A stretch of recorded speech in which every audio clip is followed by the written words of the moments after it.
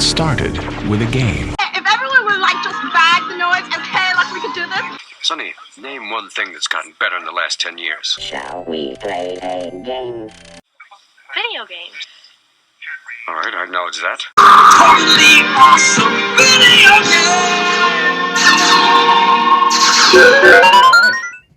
game! All right, everybody.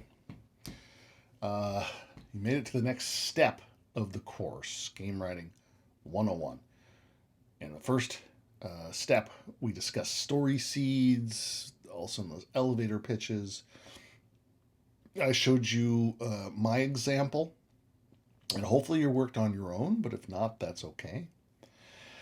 And so in this video, I'm going to kind of walk you through the second step of this whole process. Hands-on process, simple process, not the only process, not even necessarily the best process, but the one to get you going, right? So until you can develop your own style and learn from other people and all that stuff. If it's been a while, or if you skipped ahead, you can go back to that first video to see what story pitch I'm working with, story seed. That'll be important because I'm going to take that and I'm going to expand that into a story treatment. And I'm going to use a framework here that I'm going to show you to kind of make that, a little easier. Why? Why a story treatment? What's the point? Well, with each step of this process, we want to continue to make sure that we're on real solid ground with our story. Okay? Eventually, we're going to use the documentation that we create to help guide the development process in both regards to the narrative and to the gameplay, which are sort of work as one together. And so it's really important that we don't get lost in the weeds later.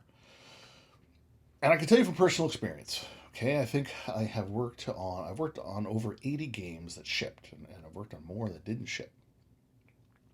And I've done a great deal of those as a consultant. And there's people reach out to me when they're just having trouble or they're not sure how to get started with developing a story for their game. And the ones that call me after they've started, sometimes they're in development, like the game is being worked on, levels are finished even, but they're sort of lost. Sometimes it can affect the entire morale of a team, small team, big team, whatever. And so they bring me in and say, look, we're really kind of stuck. We're kind of lost with where to go in regards to telling the story we want to tell with this game. And I'll say, okay, well, what do you got? Well, we got a story. Okay, well, you tell me about your story, and then we'll go from there. And they'll provide me documentation, or they'll start talking about it. And they'll maybe have a pretty good idea of how it starts, but not so clear on how it ends, and some cool stuff going on in the middle, but some of it's kind of fuzzy, or they've got a really cool ending, not really sure how to get it going, and they don't have a complete story that they're working with. They want to tell a story. They're not making a sandbox game. They're making kind of a single player experience, and they really want to tell a story, and they have like half of the story figured out. And with the other half, they're just winging it. And it's not working. And it's affecting the development of the game. It's even affecting the morale of the team. I even wrote a blog post about it, and I'll put a link to it. But they're not on solid ground. They weren't on solid ground with this story when they went into development. If I can take this story seed and I can break it down into a short treatment, 2 pages, a little more, where I have a real solid beginning, middle, and end, and all the events between those 3 major points of the story, kind of follow each other and build and make build up to a conclusion. A lot of games, not all of them, but a lot of games tend to be event-driven. If the events of the story build to a satisfying conclusion from beginning to end, then I know I'm on pretty solid ground. It's right. It's really important, So what we're going to do is we're going to use this sort of framework in Invisible Ink. I don't know if I had this figured out. Okay, Invisible Ink. I talked up this book some. Brian McDonald. Invisible Ink. We're going to use a framework that he provides in here. This picture of Mr. McDonald. It makes it look like it's from the '60s or something, in like a beatnik coffee shop. But he's not that old. He's alive and well, living in Seattle. Owns a story studio there. Doesn't work in games, but works in, I think, just about everything else. And I'm going to put these up here. I'm going to refer to my notes, but I will have, as you're watching, I will have these sort of screenshots up for you, okay, so that we can go through this together using the example that I have for the fictional game I'm making, okay? And real quick, you can go back and you can read it for yourself. But to refresh your memory, we're doing the sequel to King Midas. King Midas, the end of his life, desperately trying to cure his daughter, whom he turned into gold by accident. Okay. Been thinking about, themes and maybe any social message that I want to have in this game. I'm thinking about the characters. I'm thinking about gameplay. I do think the story I'm working on will be great, because I'm thinking my fictional game is going to be a kind of a first-person shooter, some physics puzzles and some exploration. Simple, keeping everything simple for the sake of example. But right now I'm focused on the story treatment. The framework, or what Brian McDonald calls the steps, okay, for really fleshing out a story. It's very simple. Number one. Once upon a time. Where do we start? Okay? We start with King Midas, and his life is kind of shit. He is old. He's dying. Now, that's not the worst part. The worst part is he sits there every day in his throne room looking at this gold statue of his daughter, frozen in time. And you can't move on from that as a parent. Right? Everything else, nothing else matters to him, but trying to find a way to cure her, to reverse this the effects of this power he has to turn things into gold. His kingdom's fallen to shit around him. He doesn't really care about anything else. He's got a few loyal subjects left, but and he can still turn things into gold. Money is not a problem, but he's obsessed with saving his daughter, and nothing else matters. And he's been like this for years. Step 2, and every day. Well, that's his every day. Every day, I got a little ahead of myself. Once upon a time, there's King Midas. He's at the end of his life. He's fallen into despair. Every day, he looks at the statue of his daughter, this gold statue, and every day, he hears back from scouts and spies that he has all over, I think, central Turkey, Greece. It's a little unclear, the geography. I'll have to do some research later. But, he can still pay people with gold, so he's got, and let's not get into, would there be with some inflation? If he's just turning lots of things into gold, the value of gold might plummet. We're not going to worry about that. It's fine. Okay, and every day he sits in this throne room, and it just kills him, and he has to stare at his statue of his daughter. And every day he hears, there could be a lot of and every days, okay? Some of these steps we can repeat. And every day he hears back from scouts and spies, no sign of Dionysus, the god that gave him the power to turn things into gold in the first place. Has not been seen on Earth for a long time. He's a god. He's busy. Dionysus also, he's like the god of wine and pleasure and probably party yachts, jam concerts, that kind of thing. He's not on people time. He doesn't care about, people time. He's on God time. But every day he just sits there and he bemoans his fate and is desperate for a word of a sighting of Dionysus. Until one day, step 3, until one day, jackpot, he gets word from one of these spies. Dionysus has been spotted at a temple at a temple of Dionysus. Gods like to, check out their own temples, I think. Not terribly far from King Midas's castle. So what does he do? Step 4. And because of this, he immediately sets off for this temple to confront Dionysus.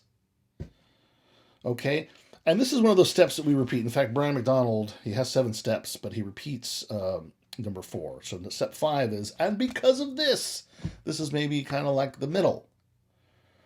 Not the fuzzy middle, but the well-defined middle, right? And because he leaves his castle, there's probably some danger and some excitement. Okay, it's a first-person shooter, and I can blast. I can shoot like gold orbs and turn people into gold.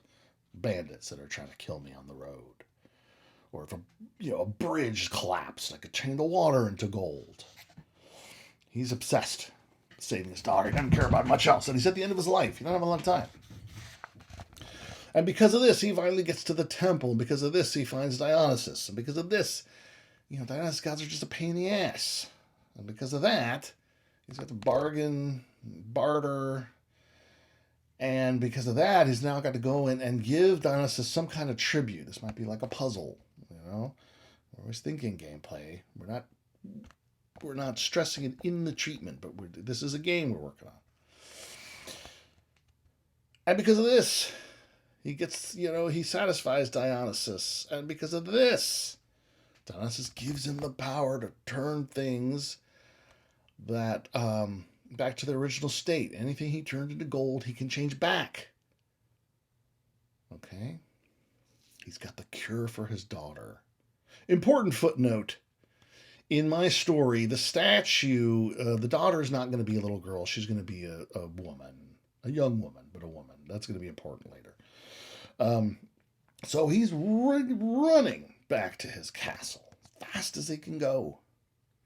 But because he was at the temple for so long, because Dionysus was such a pain in the ass, and because of this, and maybe it's on the way back, he hits more trouble on the road. Because of this, it takes him a little time to get back to his castle. And when he gets there, because he was gone, because of this, the statue's been stolen by like a Prince of Thieves type. He didn't know the statue was a person. He just saw a gold statue. It was like, oh, it's beautiful. It's a beautiful statue. Of course it is, right? It was a real person turned into a statue. It's got to be like, Michelangelo's David. It's kind of like cheating, right? But it's a freaking great statue.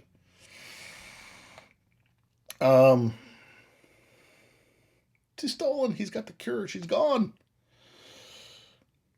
But because it was stolen, because of this, he's able to quickly figure out it was stolen, and because of this, he's able to pursue the Prince of Thieves. And because of this, because we'll repeat this. Okay, when I'm working on my treatment, I'll repeat these steps a lot, but I'll use them as a guide. Because of this, he'll chase this Prince of Thieves all over central Turkey. Okay. Because of this, he gets into all kinds of crazy adventures, gameplay.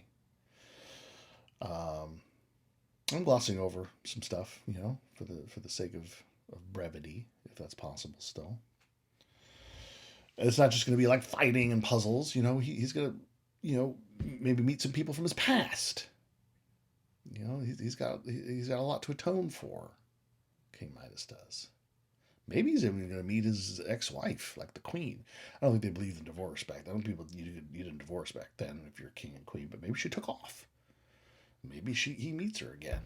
That could be interesting. But because he's chasing this Prince of Thieves all over, this Prince of Thieves is eventually going to get I think the idea that the statue means a lot to this old geezer. It can't just be the gold. That guy can touch anything. I think maybe he's heard of King Midas, and I think he's also going to form some kind of a real emotional bond with this statue, the way a person might with a beautiful work of art. I think people could fall in love with paintings and statues and things, and that's what's kind of happening to him. And it was a person after all. And I think that's in there somewhere, even though she's a statue now. Anyway, step number 6 is until finally. we've ramped up to this. Finally, the Prince of Thieves runs out of room, or maybe he even reverses course and says, "All right, old man."